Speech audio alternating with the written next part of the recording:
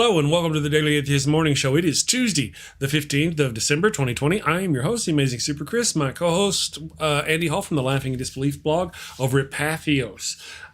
His links are below. And the Nokasuchi from the Rage channel over here on YouTube, actually, will be joining me in just a second. We're going to talk about all kinds of stuff. Trump did some things. Other things happened. You know how it is. We bounce around. We're going to bounce around with you guys here in just a minute, right after this. I gotta do something for this ad for the Laughing and Disbelief YouTube channel. Color. Well, I like color. Color's pretty cool. Everyone's doing color. Color is stupid. I can't do color. I gotta change it. No. Too much change. Bad change. Too different. Monkeys? I like monkeys. Check out the Laughing and Disbelief YouTube channel.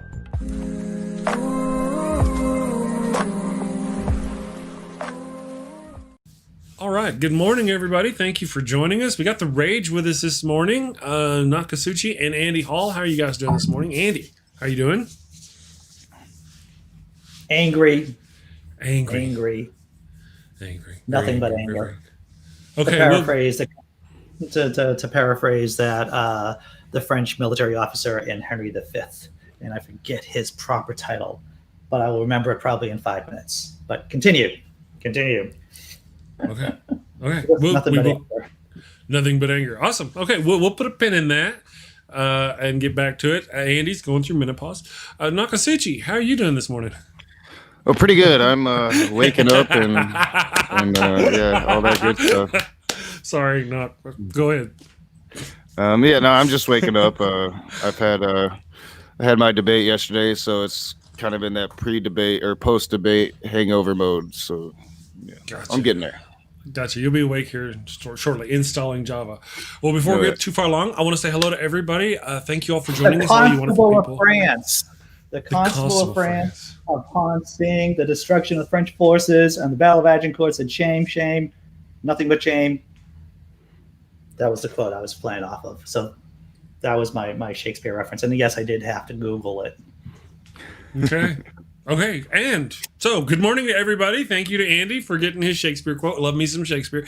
Good morning to everybody in the damn nation, all you people on Facebook, YouTube, Twitch, Twitter, the Daily Atheist Morning Show, Podcast Live, and the TrumpFamilyTreason.com website. You know, the last couple of days I have not put the proper links over there. I've just been busy, but I'm going to fix that to where they'll be taken care of. Anyway, so good morning to everybody. Thank you all for joining us. We got lots of subjects to talk about this morning. Where do you want to start, Andy?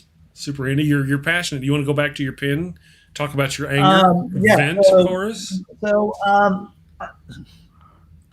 I don't even know if we should talk about the downfall of the Republic or the fact that we may be just like a hair's breadth from the downfall of the Republic. Or we should talk about the siege of the city of Tyre.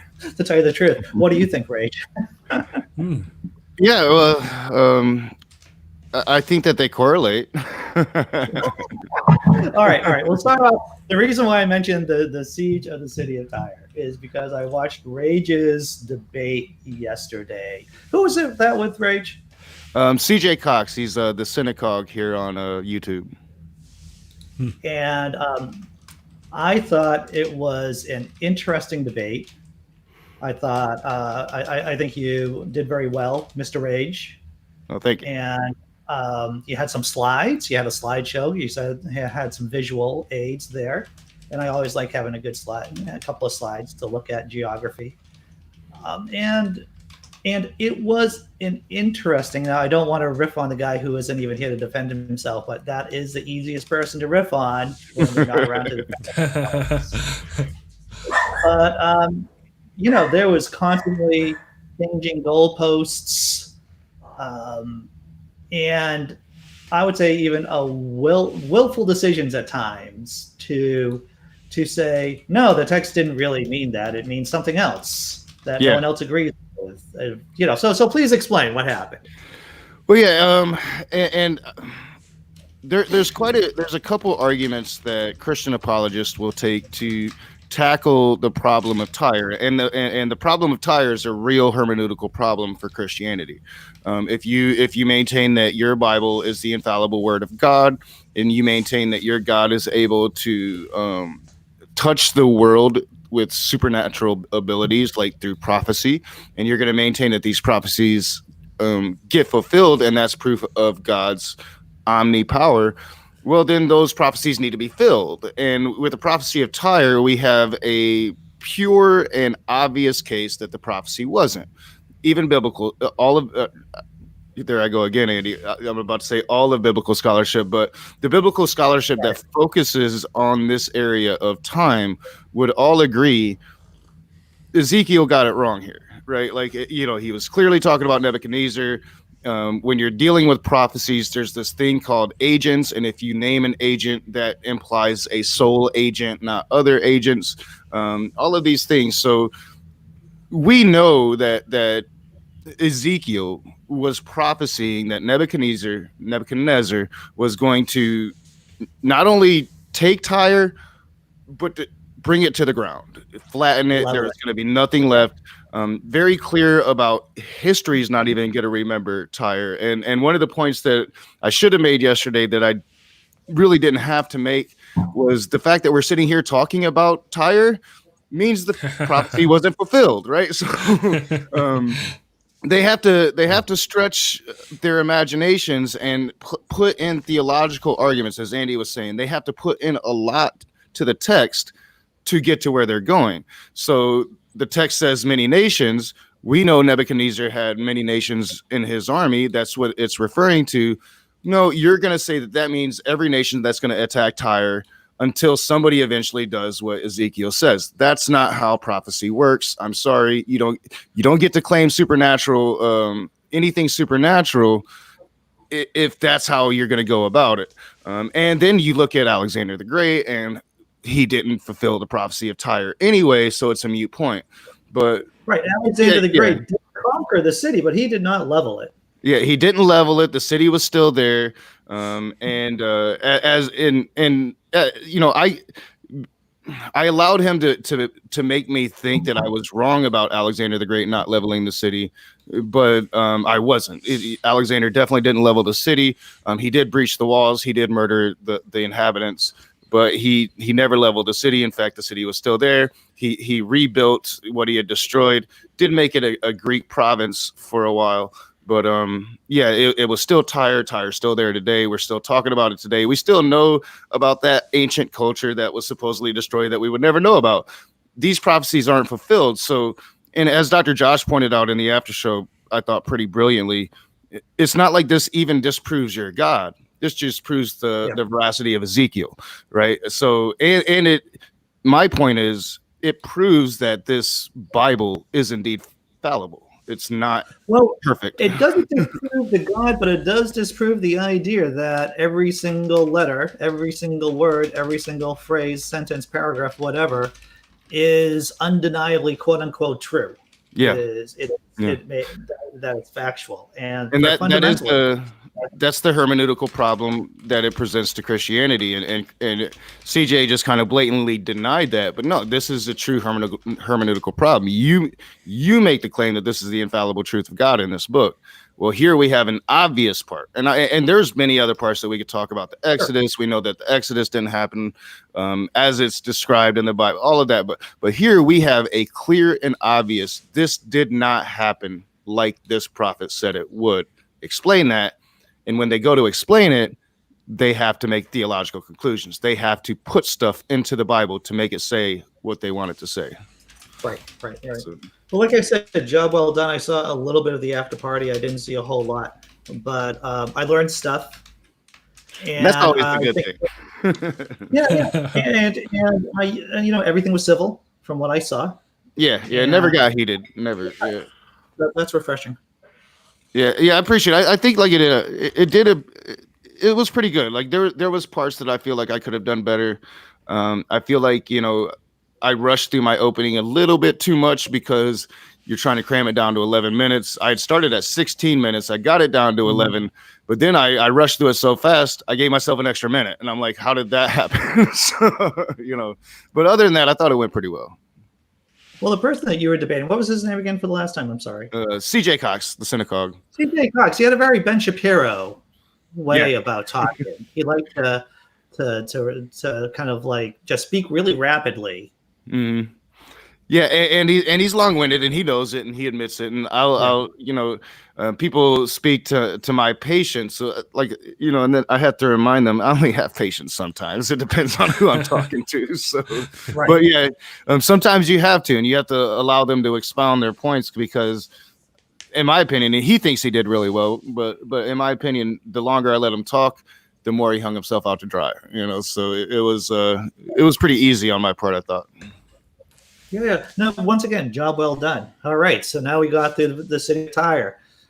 I suppose we should all be, celebrating that Donald Trump lost the vote in the Electoral College because it was a serious issue.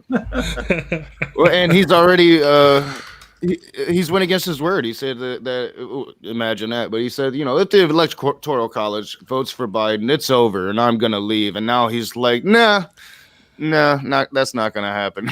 I could have swore he said something to that effect. Did he not? That he was going to leave. Well, yeah, he did, but from what I'm seeing now, the strategy moving forward is they're going to take the Texas lawsuit, and they're just going to make political commercials and put them in every state, trying to incite violence. I guess I don't know. Well, there's on January 6th, because remember, everyone, even though the Electoral College vote is in, Congress still has to certify it, and it isn't just the House of Reps. It's the Senate, too, has to certify the Electoral College votes from all 50 states. So there's going to be drama. There's going to be drama on January 6th. You could easily have... Now, we know that the House is going to vote to certify the vote, basically, and have Biden accepted as, the real president-elect. What will happen in the Senate? Yeah, I've heard that there's going to be Republican senators who vote with the Democrats in certifying the vote. But there's a realistic question of what would happen if they don't. You need maybe 4 Republican senators to cross the aisle, 5 senators to cross to certify that vote. And even if it works this time, smoothly, now I think there's going to be some bumps in the road. But even if it works out relatively well this time, this sets up a whole other doomsday situation that we could easily go back to in 4 years or 8 years or 12 years. Right. And that's what I'm worried about. I have your video, the Trump loses again shorts queued up. Okay, Andy, would you like to watch that? You want me to show that to the peeps? Yeah. Okay. Sure. Right, so here we go. Assuming everything works correctly, everybody should be able to see and hear.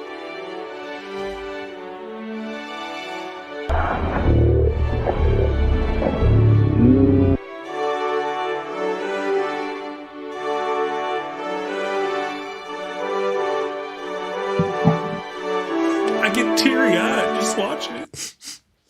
Sorry. Yeah. I get all misty. I may have to take this is a Groundhog's Day that I can deal with, right? Like watching Trump lose every day, man. That's just it makes my morning over and over again. Yeah. Huh?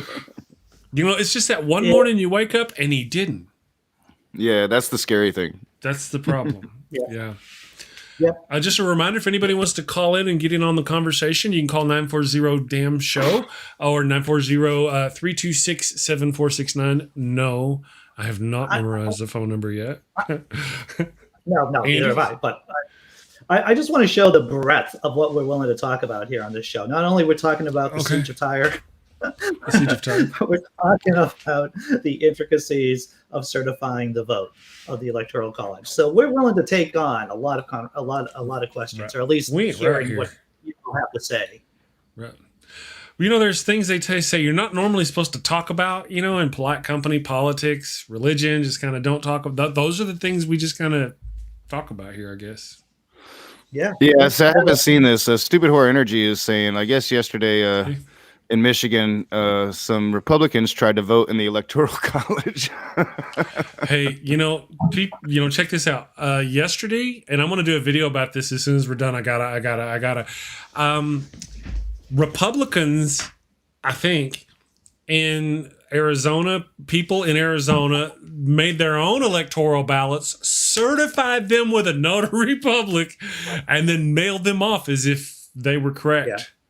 That's what they did yesterday. There is no shortness of a siege. There's this siege upon our democracy right now, and there's no shortage of attacks. They're coming in at every angle. It's craziness. I believe it was in Arizona. It might have been in Michigan. They should be arrested. The electors actually had to hide. They had to go through the secret door into the Capitol building to actually. I think that was Michigan. Yeah, that was Michigan. That was Michigan. Yeah, we have very substantial threats against the electorates. They had to shut down state government buildings, and they had to put the electorates in protection. Yeah. Madness. That's what that is. Michigan's insane, y'all. I'm like, how did I land here? Right. Rage, I just want to let you know, Massachusetts will take you in, brother. I'm considering I need to get to some liberal pastures for real. Life is good here. I'm not going to lie to you. I mean, we would probably be one of the last citadels to fall. Well, I think here it's not so bad here. I just don't want it to get worse. It seems to be getting worse. This notion that they can just keep going. How come nobody's arresting these people? Any of them? There's got to be laws they're breaking. Why? I'm glad you asked. Are they going to? Are they going to? So Joe Biden puts his people in. Are they going to start arresting people? Well, we should find out what William Barr has to think about all this. Oh wait, he's going to be gone pretty soon. Yeah, I'm hearing by Christmas he's got 9 days. Yeah, he turned in his resignation yesterday. Now we've talked about this on the show. I like to say that we talked about this on the show. What happens is Trump going to? Bill Barr would not arrest Trump's political opponents. Bill Barr would not forcibly overturn the election results like Trump wanted. So Bill Barr has resigned. Has Trump found somebody, or will he find somebody who will try to do that? That's the question that we've got coming. We're going to be answered between now and New Year's. Well, what Trump does, part of the Trump playbook, is that he just cycles through people until he finds someone who's willing to do exactly what he wants them to do when he wants them to do it. That's right. That's part of the Trump strategy right there. Yes, that's the question. Well, and I definitely as much as I wanted to say it, I was hoping Bill Barr would have held out until January, until the takeover, the government exchange. But just because here he has proven relatively sane. Like he's like, hey, I'm willing to break the law, but I'm not willing to break the law in any way that's going to be coming back on me and put me in jail. But. Yeah, so here we had somebody willing to kind of fight against Trump on this issue, and that's probably why Joe Biden has stayed free up to this point. At least Hunter Biden. Yeah. Right. Well, there's been this conversation going on, and there'll be this guy will come in and he'll sit down in the chair, and the president will go, "Okay, I want to arrest my political opponents and I want to overthrow this election. Are you willing to do this if I put you in the place of Bill Barr?" And that person says yes or no, and if he says no, then he's out the door. And there was that cycle of people until he found one willing, or he may still be going through that cycle of people now until he finds one who's willing to do that. I've predicted it. We'll see what happens between now and the end of the year. Yeah, well, I mean, if it's going to happen, it's going to happen really soon. He's got a month, so yeah. But Chris, did you predict Alexander the Great capturing the city of Tyre? I'm sorry, that was a callback. No, wait. As a matter of fact, I did not predict it. I predicted it. I was right, and then I lied about it. Wait. Where were we? It was that he leveled the city, and it would never be heard from again. Yeah. Well, they were never talking about Tyre. He was getting, it was Egypt all along. He never got Egypt either. He never got Egypt either. Right. Let's just make it up as we go along.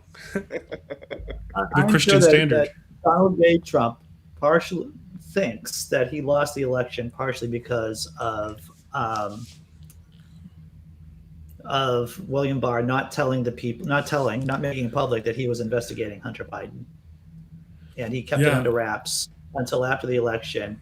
And he was hoping for another FBI Comey situation that you get this sudden surprise, and people who are undecided suddenly turn their minds around. And that's exactly what he was banking on. He knew he needed another, 2 days before the election, bombshell fallen for him to have a chance of winning. He didn't get it, and still that other guy, that guy that's running these investigations on Obama, still hasn't come out with anything.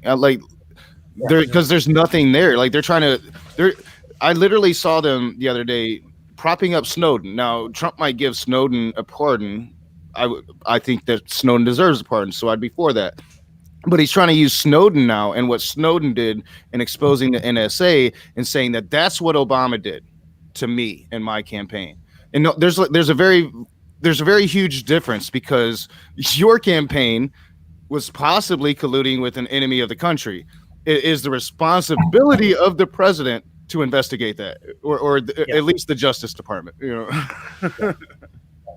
Yeah. And yet they did not. They do not. I made a video about these politicians being above the law. We've got to stop with this above the law for these politicians. Why is that a bad thing? Can you give me a reason why a politician being above the law? Now, can I put a delineator here? Let me do a delineator. Oh, please delineate. I'm going to delineate right here in front of God and everybody. Okay, so here's the difference. So a president should be held accountable to his policies and such, which hurt his own people. Whenever it comes to foreign policies, that's different. You know what I mean? They're not the same. Yes, there should be things on foreign policies be held accountable to. But every time we go to war with somebody because they attack us, we don't need our president going, "Oh, we can't fight, because I'm going to get hung afterwards for fighting back." We don't need that kind of stuff. I'm talking about, let's just not worry about the foreign politics part of it. We need to make it to where there's no above the law for these bastards who kill their own citizens. Well, I'm of the position that I think the law, they should be held to a higher standard than normal citizens. Yeah, absolutely. If you're making these laws and you're passing these laws, then you better make sure you're following these laws. Because if you're not, why should anybody else? Why should anybody else? And of course, Trump's the exemplary of, why should I pay my taxes? Why should I pay my tax? Trump didn't pay his taxes. And why should I do this? Why should I pay back that loan? Trump didn't pay back that loan. I'll never get the middle class or even poor Americans that look at that and say that's a smart businessman. I'm like, no, that's a crook. Horrible you pay your businessman. Taxes, he doesn't. Right. Why are you placing that up on a pedestal? No, it's wrong. If you're poor and you're putting in money out of every paycheck is getting taken from you, and this rich dude that needs nothing isn't paying a dime, something's wrong with that. Yeah, that's right. Well, but by that token, he's the example. It's hard to imagine he's the example for people like Christians. They attacked Obama for years. They loved Trump, but Obama was married to Michelle his whole life. They had 2 children. There were no scandals. There were no this. There were no that. Trump's been married to 3 different women with 5 different kids, and had an affair with his second wife whenever he was still married to his first wife, and then he had an affair with his third wife while he was still married to his second wife, and then he had an affair with his porn star while his wife was still 4 months. His child, I think, 4 months. Barron Trump was 4 months old still when he was betting a porn star. And yet this is the Christian leader. This is the guy who they believe they chose him over Obama because the color of his skin.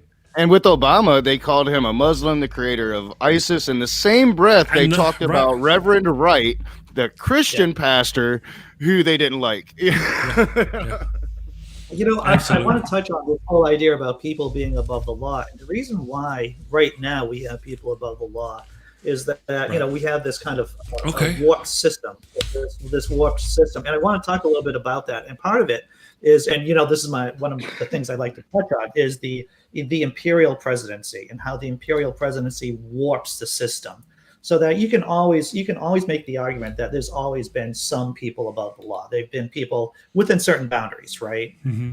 Because of just how wealth works in this country. But now, in this system that we have here, because we have this super powerful presidency, it just warps the entire system, so that even more people now are above the law, and people can just say, I'm breaking the law, and there's nothing you can do about it. The Right. forefathers intended for the president to be handcuffed to never be a king for 4 to 8 years. That we Yeah. never wanted another king, and that's what we have. I have another video for the people.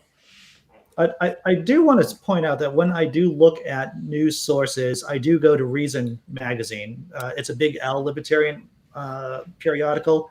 And they wrote this interesting piece called Thoughts on the National Constitution Center's Constitution Drafting Project. Before you go through all that, because right there, let me show this other commercial real quick, and then we'll go, because we're here on this topic. Is one This I made. idea that the president is above the law needs to go. It's not like our dictator-in-chief is just a little above the law. It's not like he just scammed charities out of money, or that he just scammed students with his fake university, or that he just paid off a porn star for sex with campaign funds. No, this president is way, way, way above the law. He has been openly holding super spreader events for months, and then he went on to literally hobble the CDC in his attempt to further the spread of this plague among his own people. Was this enough? No. The deaths of hundreds of thousands of Americans wasn't enough for someone to drag his ass out of office. And now he's gone on to try to completely and publicly undermine our elections and overthrow our democracy, blatantly trying to use legal trickery in a coup attempt so obvious it's shameful. Openly, and yet he's still there. Why? This above the law for politicians crap needs to end, and they need to start being held accountable for what they do while in office. Dragging a few of them out in handcuffs while still in office would go a long way to send the right message.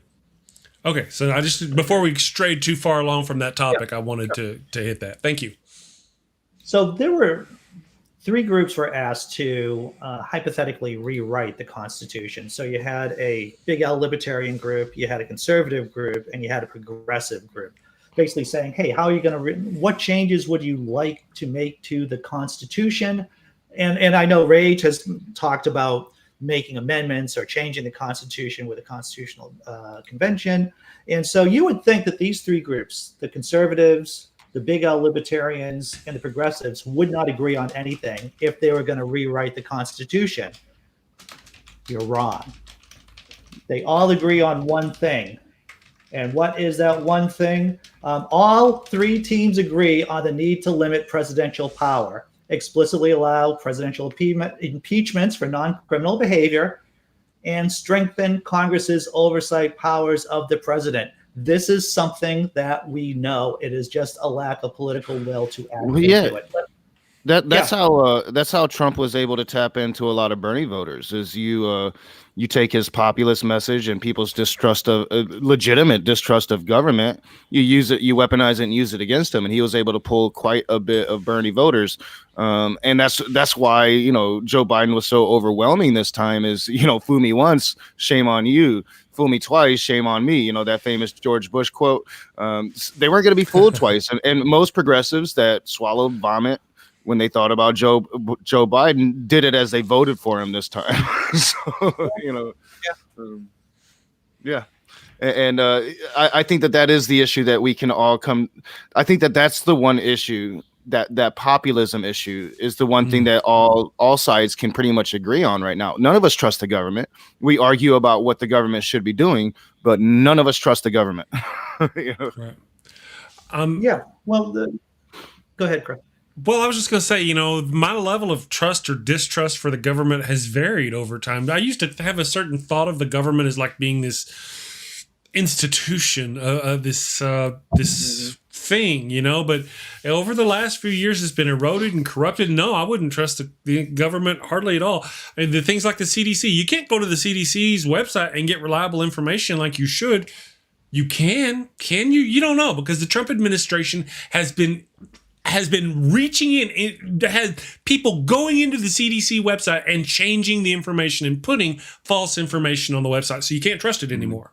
You can't trust anything that has the far right has control of. Nothing. When I was a part of the flock, when I was a sheep, and before I opened my eyes and I started actually reading and looking at what the government did, mainly during the George Bush era, because I think he woke up a lot of us to like what government was doing. I thought we lived in the greatest country in the world, and that we were the beacon of everything that was right and good, right? You have that notion, and then you start looking at it, and the disillusionment that comes along with it can't be dismissed. But eventually, you get to a place, I think, that you're just looking at it accurately, and that's the place you should be at. If you want to fix the country, you can't be looking at it through rosy-tinted goggles. You got to see it for what it really is. Unfortunately, a lot of people still think they walk through life and they're like, hey, we're the greatest, and you can't tell them otherwise. Yeah. Well, I always, whenever I see someone or encounter someone who says that, it's like, what does that mean? I don't know what that means. So yeah, so I mean, and where is that list so I can go see it? Because all the lists that I see have us right around 25, 30 on the rankings when it comes to a lot of these things, so there may be social situations where I can't be that bold, but usually I do the skeptical look. And if you've been watching this show at all, you've seen me do my skeptical look a number of times, where it's like, should I really call the bullshit out now? I don't know. It doesn't happen that often here. John commented on a couple of the looks that you were giving Richard yesterday. Hey, yeah. I mean, Richard and Andy, sitting in a tree. Yeah, well, if you haven't ever heard the first time I heard Richard, I was making those same looks. I'm like, huh? But this actually wasn't the first time that Andy had heard Richard. It's just it never gets better. Yeah. Andy's aneurysm comes closer to the surface every time. Well, like a lot of skeptics, I have a limit. I have a limit, and before I start asking questions. I was getting close to that. I was just ready to pop, but he's a good guy. He has a good heart. Oh, dude, I never get tired of talking to him, man. Like, he is the one Christian I can never get tired of. And I say Christian, but we all know he's not really a Christian. But I could talk to him forever, and I feel like I still won't understand everything. Yeah, that's part of my deal too. Whenever I talk to him, I ask these questions to try to gain an understanding of what he believes. I know what Christians believe. I try to gain. Unfortunately, during the show, like yesterday's show, I'm so busy running the show and looking at this and looking at that. I ask a question, and then my squirrel. So I look up and he stopped talking. I'm like, oh, next question. Yeah, I've always had that issue, and now that the productions are even more advanced, it's like even worse. And I feel bad for the chats sometimes. I sometimes I feel like, hey, I just need to do a stream to where I'm just talking to the chat and interacting with them, because I can't pay attention to it. I can't. It's one thing that can't be there, and I can't register it.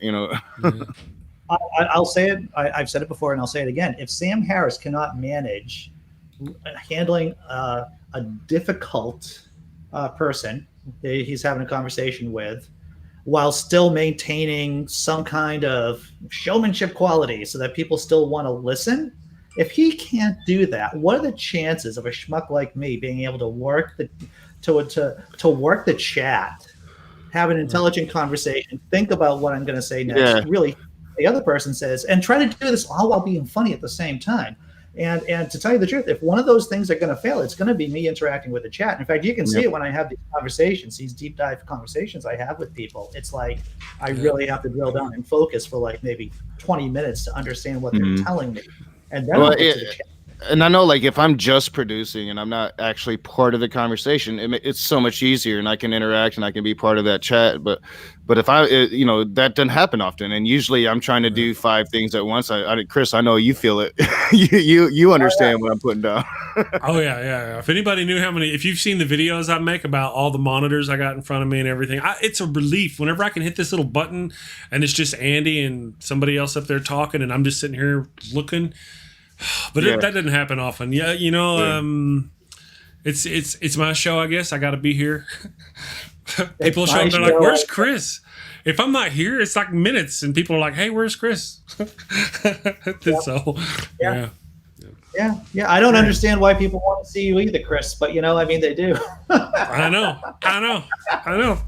The Rogaine isn't even working anymore. I'm gonna be like Steve Smith. Go ahead. I don't know if you guys have seen this commercial on TV. Before we get to the American Atheist. Yes, we're fixing to get there. Yes. But there is this laser hat that is supposedly grow hair. Have you seen that? Yeah. It's like lasers in here, and you put it on your hat, on your head, and it's supposed to regrow hair. Yeah. I find that fascinating. Fascinating. As my hairline, I didn't see that, but I need that. No. Well, as my hairline gets further away from my eyebrows, I have researched some of those things. It's just, I don't know. Some things like work. I use a little pill. I don't care though. Beyond that, I'm not going to do all of them. I can go get the minoxidil, and I can get this, and I can get a yogi to pray over it. I can do all those things. The best I'm going to do is take a pill a day. That's all. I haven't even done that, and I thought about it, and I'm like, no, because I remember picking on my dad. I'm like, I'm not gonna do that, but I miss my hair. You know, like when people saw me, the first thing they said was, "Wow, you're tall." Always that's the first thing I get. The second thing was, "Man, you got some thick ass hair," and I miss my hair. You got that Jason Statham look vibe going on there. I know. I mean, it doesn't look bad. I just miss it. I miss doing my hair every day. Well, you know, as I got older, a horrible skull. I have a horrible skull. If you looked at my head, I have a big freaking head, like a big freaking head. The idea that I would be bald, it would draw attention to my big freaking head even more.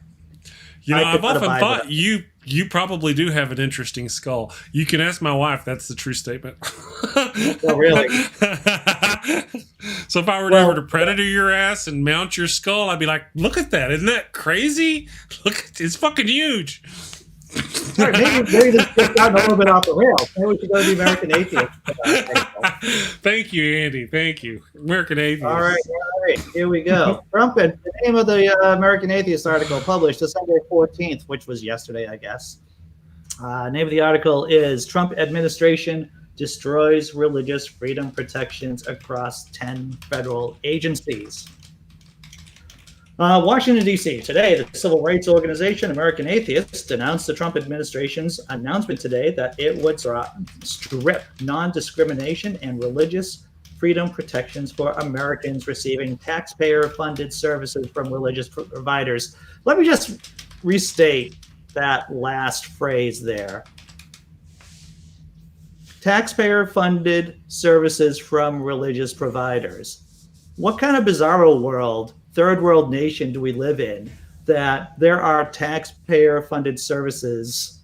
People are getting those services from religious providers. That alone should be crazy. That alone should make you go, This is something that you'd find in a third world country and not in a functioning democracy. But let me continue. The 10 agencies affected are the Departments of Agriculture, Education, Health and Human Services, Homeland Security, Housing and Urban Development, Justice, Labor, and Veterans Affairs and Administration for Children and Families, and USAID. The final regulations will be published on December 17th and will go into effect on January 16th. Religious Freedom Day.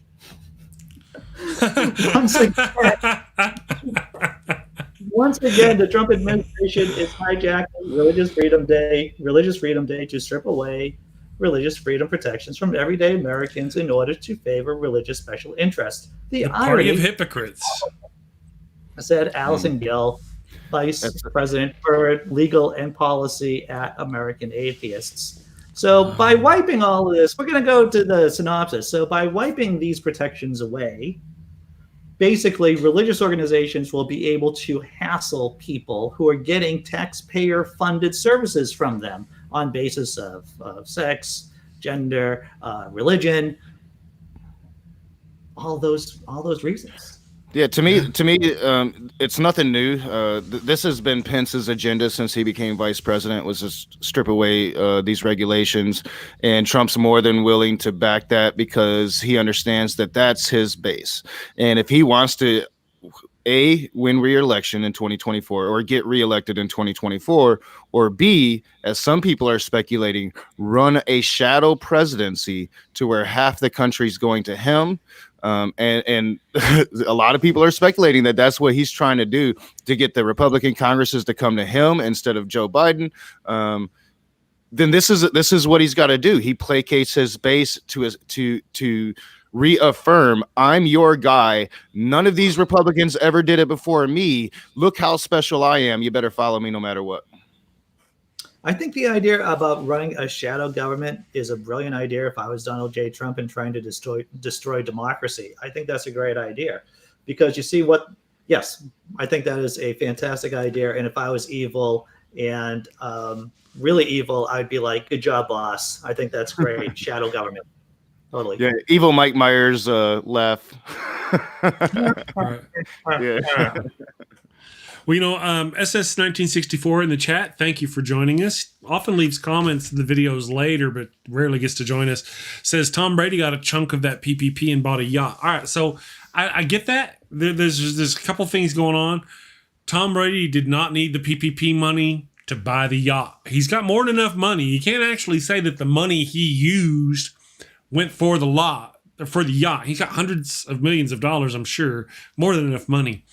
But by that same notion, he should not. All right, so he didn't use that money for the yacht. He used it to pay for employees for something, right? Because that's what it's supposed to be for.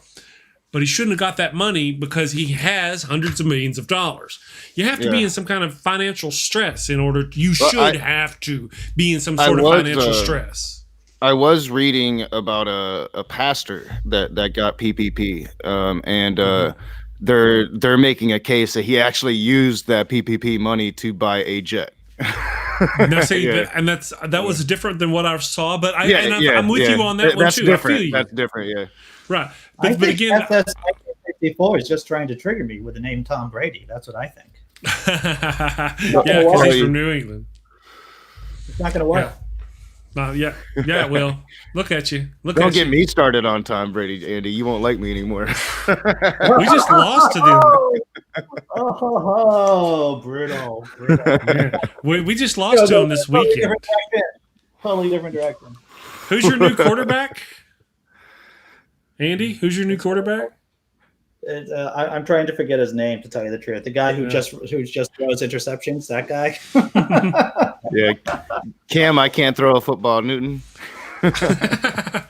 Yeah, you would think throwing the football is the important part of being the quarterback. You would think that would be the important part. One of the first things they'd have to do. Yeah. Well, we've got a quarterback I'm not very happy with. I haven't been happy with for some time. So I don't want to talk about it. Let's not talk about that. Let's talk about Trump and his destroying religious freedom protections. So wait, yeah, but there we got about 15 minutes left. Let's get back to that topic though about Trump removing religious freedom protections for certain things. So now they can discriminate. Not just with what you were talking about, but it was just 10 different organizations within the government. Not only what you were talking about, but also other organizations that basically allows them to now discriminate based on sex, whatever they want to. Gender, religion, basically. Sexual orientation. Yeah. And, of course, once you start opening that Pandora's box, you've got race. That discrimination for race. So there's just no end here whenever they start allowing groups to discriminate, especially whenever they condone discrimination by the government. Well, yeah, I mean, here in Michigan, the state legislature just ruled that it's okay for restaurants to discriminate against gay people. I saw that. And once you allow your government to discriminate against anybody, they always talk about the slippery slope, but they don't apply it to themselves. Because now you've set precedent. Now they can. What if an atheist government takes over and now we have precedents? We can say nope, you're not allowed in our restaurant, Christian. Is that French? Sorry. Andy, go ahead. So there are so many arguments that show why people vote against their own best interest. There's this naivete amongst certain people to think that, well, people aren't going to run businesses that specifically are there not to make as much money as possible, right? There's this idea that we have these platonic forms of businesses that aren't run by real flesh and blood people with their own prejudices. And there's this assumption that capitalism is just going to erase race tribalism, that it's going to erase racism, because people want to make, if you're running a restaurant, you don't care where you get your money from. You don't care if the customer is black or gay or whatever. And here's the reasoning. And it's so false. It's not just a false, just look at the data. It might be logically coherent, but it's false. It just doesn't work in real life. Yeah, but, I mean, people's hatreds often override reason. So Yeah. You know, Oh, yeah. For those who are unaware, there should be a subtitle: United States of America, the country of oppression, or the country of these other things that we do. We've been segregating people and oppressing people. And what's that word I'm looking for, Andy? Where we were just talking about it. Oh, the word escapes me. Repression. Where they religious freedom? Where they overdo anyway? Freedom. Yeah, hypocrisy, maybe the country of hypocrisy. You know, remember whenever this land is for everybody to be free, except for we own slaves. You know, right from the beginning, our country has lied about those things, about equality, about racial equality, about male-female equality, and you didn't even talk about sexual equality as far as gay people and trans people and stuff like that for the first 200 years of this country at all. It didn't come up. Yeah, I mean, we just started recently talking about it. It's and they definitely want to take us back. Discrimination. Sorry, the country of discrimination. We're definitely the land of the bigots, and even a lot of Americans that don't consider themselves to be bigots just don't see their bigotries. You know, I've had those conversations about throwing children on the southern borders, and they justify it, and they don't think that they're bigoted. They don't think it comes from a place of bigotry, but it does. It comes from a place of fear. You fear that these immigrants are going to take your jobs instead of being outraged at the business owners taking advantage of you and these immigrants. You know, so they place their anger on the wrong people. And that's fundamentally what's wrong with this country. It's sad to see, you know, and I don't blame them because they don't understand it. You just try to show them and often make yourself the bad guy as you do it. Yeah, and this is the problem with a lot of Democrats too. And this is what I say is a lot of problem with atheists, is that many atheists feel very uncomfortable with strong emotions or expressing strong emotions. And I think that is one of the main reasons that really holds us back as a community. I mean, sure, there are people like us who are on YouTube with talking heads, but when you get out and you start talking to everyday atheists, they don't want to make any waves. They don't want to cause any trouble. They don't want to be. They don't want their places in society jeopardized. And if you bring attention to it, maybe people will start looking at them or you know, I've talked about this on my channel quite a lot. I know a lot about 3 or 4 atheists here in my town that they're atheists, but they don't talk about it, and they don't like me talking about it, and they don't want to be associated with me talking about it because they're football coaches, or you know, one of them's a firefighter, and they don't want to lose that standing in their society, that place. They don't want people to start questioning, you know, them and their place in society. So I'm going to ask you a moral question, Rach, and this is interesting. Is that for the greater good, is it worth outing closeted atheists?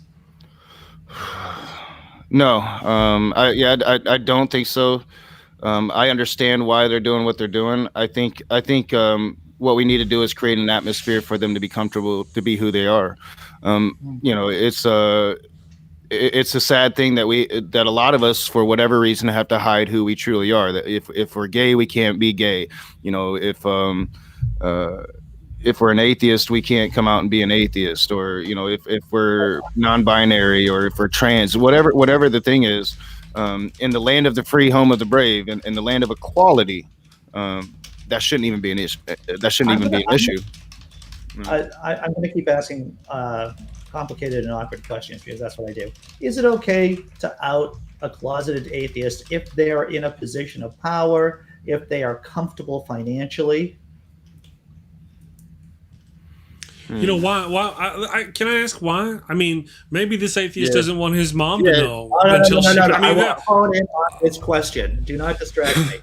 Well, yeah, I mean that would be because it would probably depend on the situation. Now, if this was an atheist that was going along and maybe very right wing and promoting, you know, anti-abortion laws, placating to Christians, you know, even maybe propping up Christianity to get bad ideas across. Yeah, I would probably would probably out them. But I don't know. I'm very strong against doxing of anybody. Outside of people like, if you're a neo-Nazi and you're in a position of authority, if you're a teacher, if you're a doctor, if you're a police officer, I think those people need to be outed. And I think Antifa does really good work when it comes to that. But generally just normal people, unless they're in a position of power, I'd probably say no. Yeah.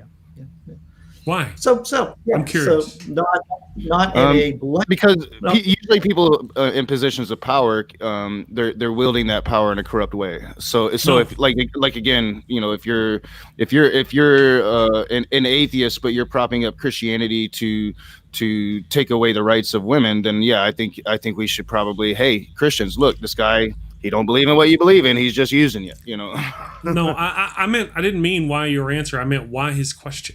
Why the question? Did you suddenly dox somebody? Are you threatening to dox? Why Andy is asking the question? No. I'm just well, my question was based on whether or not there is a greater societal good with having more people who are atheists out in the open, as against, and if there are people out there who are financially safe, let's say, and secure, and they are hiding from being atheists, then is there a greater societal good with saying, hey, this guy, this woman, this person over here is an atheist, in order to lower the stigma of atheists in general? No, it's because then I think that you turn a lot of atheists against. I would think so too. The movement, or at least against normalizing it, and you poison the well essentially. I make a call. I think that if you are in a position to where you can come out as an atheist, you should. That's what I think. That's what I think. But I will say this: say that people who are morally weak and will not do it, though it will help the rest of us.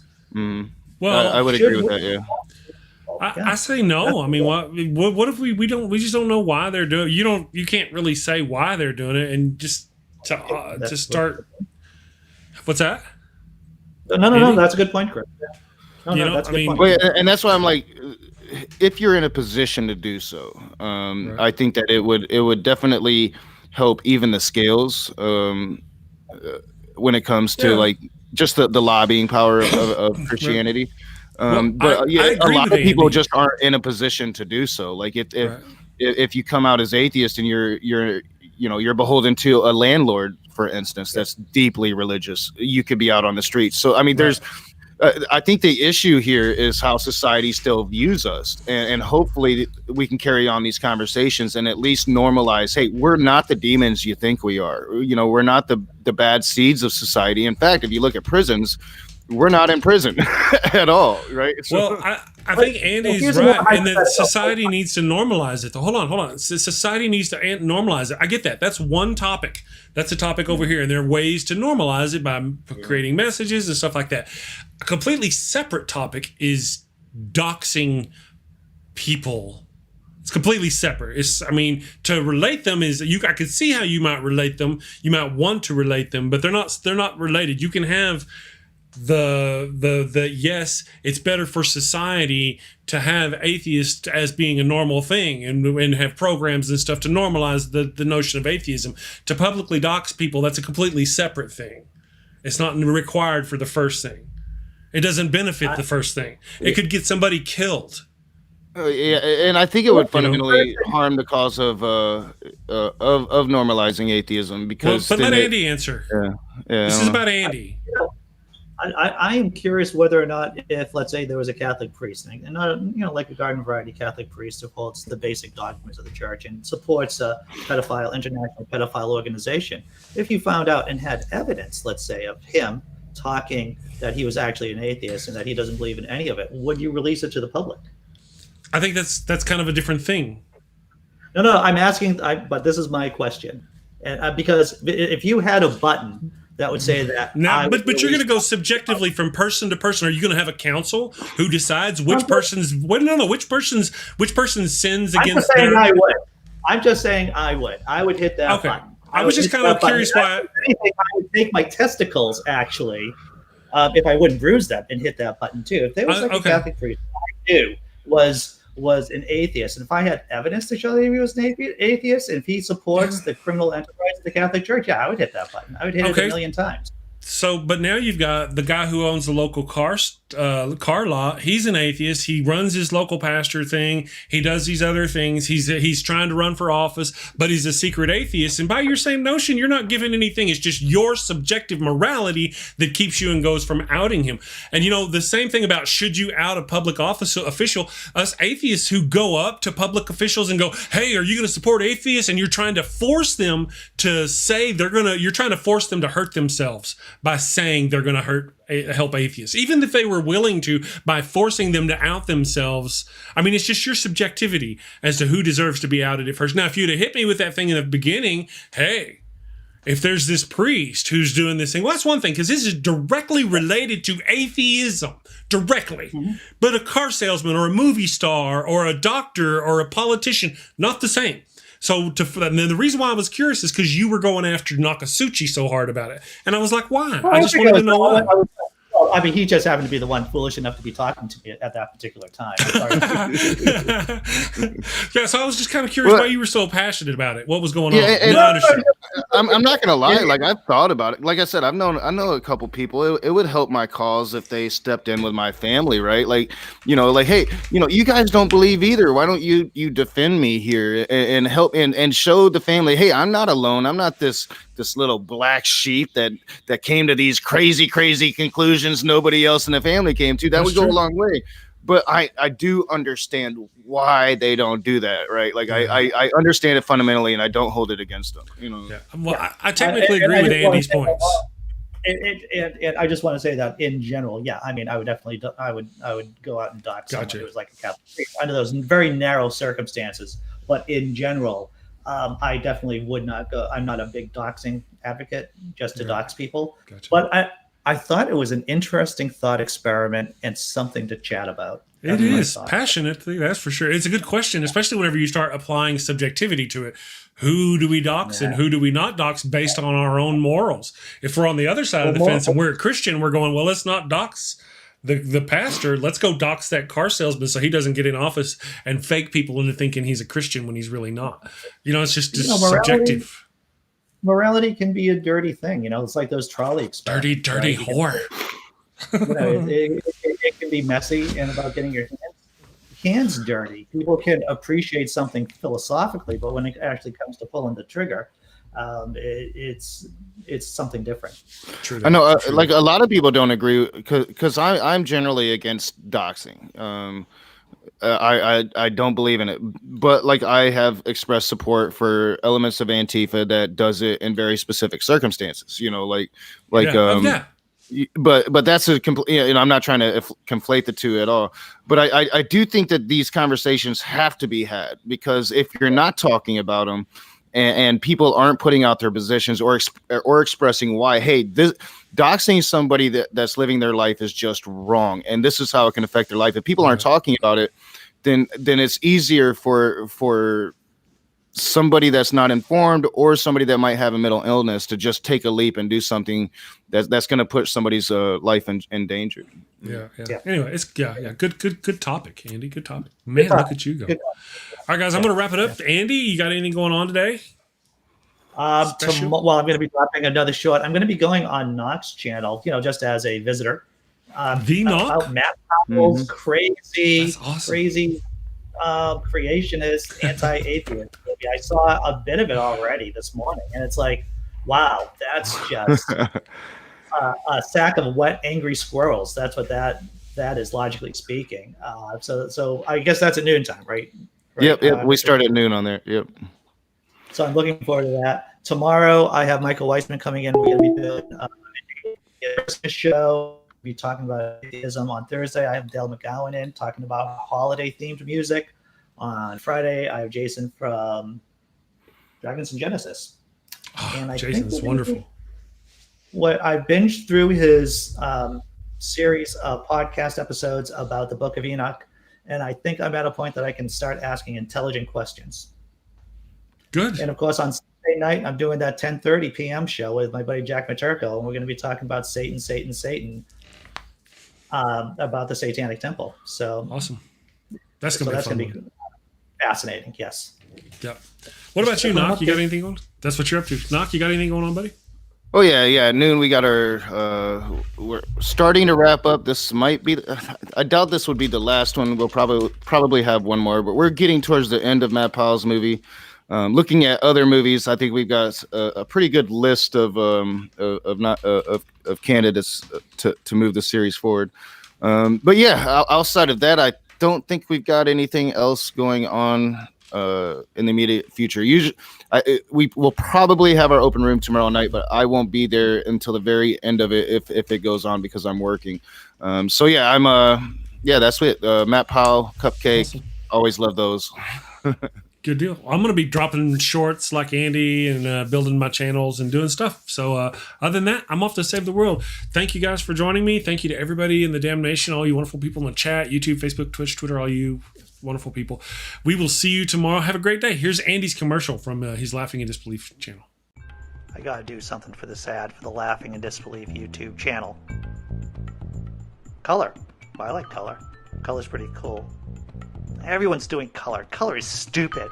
I can't do color. I gotta change it. No. Too much change. Bad change. Too different. Monkeys? I like monkeys. Check out the Laughing in Disbelief YouTube channel. Thank you for watching the show. A special shout out to my gold level Patreon supporters, Cindy Plaza and Ian Davenport. Thank you and have a great day.